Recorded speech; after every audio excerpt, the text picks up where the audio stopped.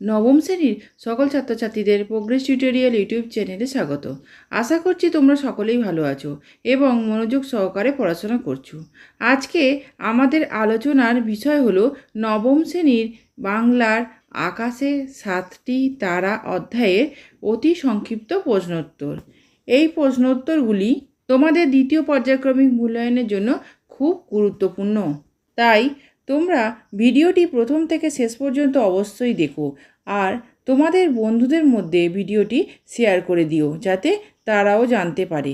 Progress tutorial এমন একটি channel যেখানে নবম দশম শ্রেণীর প্রথম দ্বিতীয় ও তৃতীয় পর্যায়ক্রমিক মূল্যায়নের কোশ্চেন প্যাটার্ন অনুযায়ী বিভিন্ন ধরনের প্রশ্ন উত্তর আলোচনা করা হয়ে থাকে। চলো আজকের ভিডিওটি শুরু করা যাক।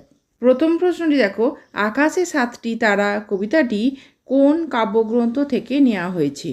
উত্তর, আকাশে সাতটি তারা কবিতাটি কবি জীবনানন্দ দাশের লেখা রূপসী বাংলা কাব্যগ্রন্থ থেকে নেওয়া হয়েছে। দুইয়ের দাগে দেখো, আকাশে সাতটি তারা বলতে কবি কি বুঝিয়েছেন? উত্তর, আকাশে সাতটি তারা বলতে কবি সপ্তর্ষি মণ্ডলের কথা বুঝিয়েছেন। পরের প্রশ্নে দেখো, আকাশে সাতটি তারার নাম কি কি? উত্তর, আকাশে সাতটি তারা অর্থাৎ সপ্তর্ষিমণ্ডলের তারাগুলির নাম হলো মরীচি, অত্রি, অঙ্গিরা, পুলস্ত, পুলহ, ক্রেতু, বশিষ্ঠ। পরের প্রশ্ন দেখো, আকাশে সাতটি তারা কবিতাটি কী জাতীয় কবিতা? উত্তর, আকাশে সাতটি তারা কবিতাটি একটি সনেট, বাংলায় যাকে চতুষ্পদী কবিতা বলে। পরের প্রশ্ন দেখো, আকাশে সাতটি তারা কবিতাটির রচনা শৈলীর বিশেষত্ব কী? উত্তর, আকাশে সাতটি তারা নামক কবিতার বিশেষত্ব হলো এটি সনেট কবিতা। প্রথমে অষ্টক এবং পরে শতক। অষ্টকে 8টি এবং শতকে 6টি চরণ বিধৃত। পরে প্রশ্ন দেখো, আকাশে সাতটি তারা কবিতায় কবি কখন ঘাসে বসে থাকেন? উত্তর, যখন আকাশে সাতটি তারা ফুটে ওঠে কবি তখন এসে বসে থাকেন। পরে প্রশ্ন দেখো, কবি আকাশে সাতটি তারা কবিতায় মেঘকে কিসের সঙ্গে তুলনা করেছেন?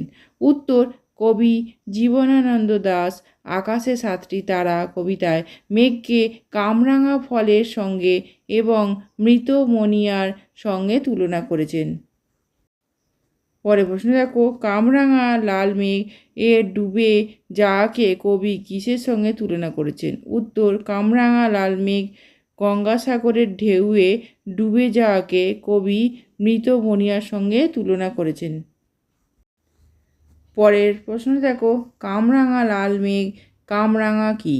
উত্তর, কামরাঙা হলো 5টি শিরাযুক্ত ফল, স্বাদে এটি ঈষৎ অম্ল।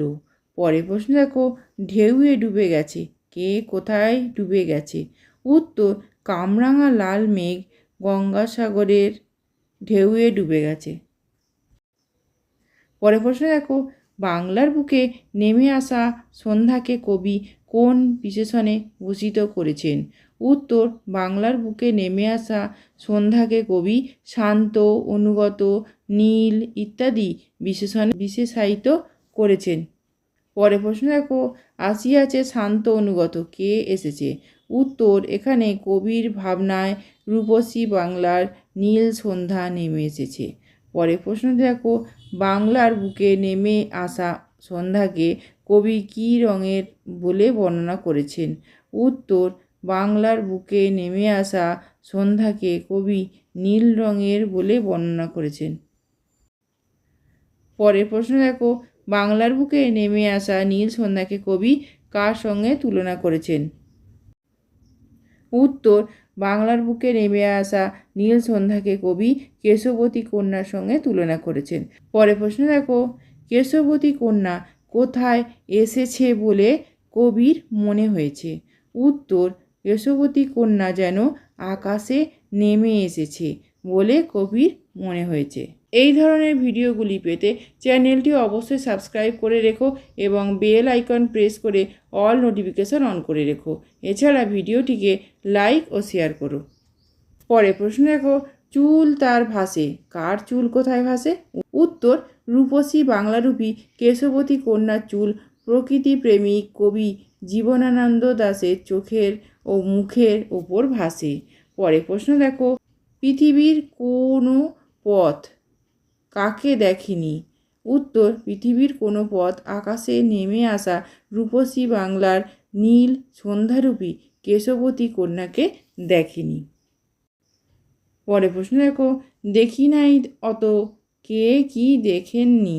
উত্তর, কবি হিজলে কাঁঠালে জামে অবিরত ঝরে পড়া রূপসী বাংলারূপী কেশবতী কন্যার অজস্র চুলের চুমা দেখেনি।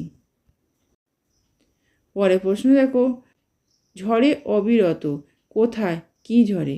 পথের পাশে থাকা হিজল কাঁঠাল জামের ওপর রূপসী বাংলার আকাশে নেমে আসা কেশবতী কন্যার অজস্র চুলের চুমা অবিরত ঝরে। পরে প্রশ্ন দেখো, সন্ধ্যা নামক কেশবতী কন্যার অজস্র চুল কাকে চুম্বন করেছিল? উত্তর, বাংলার বুকে নামা কেশবতী কন্যার অজস্র চুল হিজল কাঁঠাল আর জাম গাছকে অবিরত চুম্বন করেছিল। পরে প্রশ্ন দেখো, জানি নাই এত কে কি জানেন না? উত্তর, আকাশে 7টি তারা কবিতার কবি জানেন না যে পৃথিবীর কোন পথে রূপসীর চুলের বিন্যাস থেকে এত স্নিগ্ধ গন্ধ ঝরে পড়ে। পরের প্রশ্ন দেখো, অজানা স্নিগ্ধ গন্ধ কোথা থেকে ঝরেছিল? উত্তর, অজানা স্নিগ্ধ গন্ধ বাংলার বুকে নেমে আসা রূপসী সন্ধ্যার অজস্র চুলের বিন্যাসে ঝরেছিল। পরে প্রশ্ন দেখো, আকাশে 7টি তারা কবিতায় কবি কিসের গন্ধ পান? উত্তর, আকাশে 7টি তারা কবিতায় কবি জীবনানন্দ দাশ নরম ধানের গন্ধ পান। পরে প্রশ্ন দেখো, আকাশে 7টি তারা কবিতায় কবি কিসের ঘ্রাণ অনুভব করেন? উত্তর, আকাশে 7টি তারা নামক কবিতায় কবি জীবনানন্দ দাশ কলমি শাক চাঁদা ও সরপুঁটি মাছেদের ঘ্রাণ অনুভব করেন। শেষ প্রশ্নটি দেখো, কিশোরীর চাল ধোয়া হাত কেমন ছিল? উত্তর, কিশোরীর চাল ধোয়া হাত ছিল ভিজে এবং শীতল। আজকের প্রশ্নোত্তর পর্ব এই পর্যন্ত। আজকের ভিডিওতে যে প্রশ্নোত্তরগুলি আলোচনা করলাম সেগুলো ভালো করে তৈরি করে নাও, যাতে তোমাদের পরীক্ষা খুব সহজেই প্রশ্ন কমন পাও। আমি যে ক্লাসগুলো তোমাদের নিচ্ছি সেগুলো অবশ্যই ফলো করো। এছাড়া আমি তোমাদের জন্য আরও অনেক ক্লাস নিয়ে আসছি, ইতিহাস ভূগোল এবং বাংলা, সেগুলোকেও ফলো করো। এই ভিডিওটি যদি ভালো লেগে থাকে তাহলে অবশ্যই লাইক কমেন্ট শেয়ার করো এবং চ্যানেলটিকে অবশ্যই সাবস্ক্রাইব করো। এছাড়া প্রোগ্রেস টিউটোরিয়াল ফেসবুক পেজটি লাইক ও ফলো করে রেখো, যার লিঙ্ক ডেসক্রিপশন বক্সে দেয়া আছে। আজকের ভিডিও এ পর্যন্ত। ধন্যবাদ।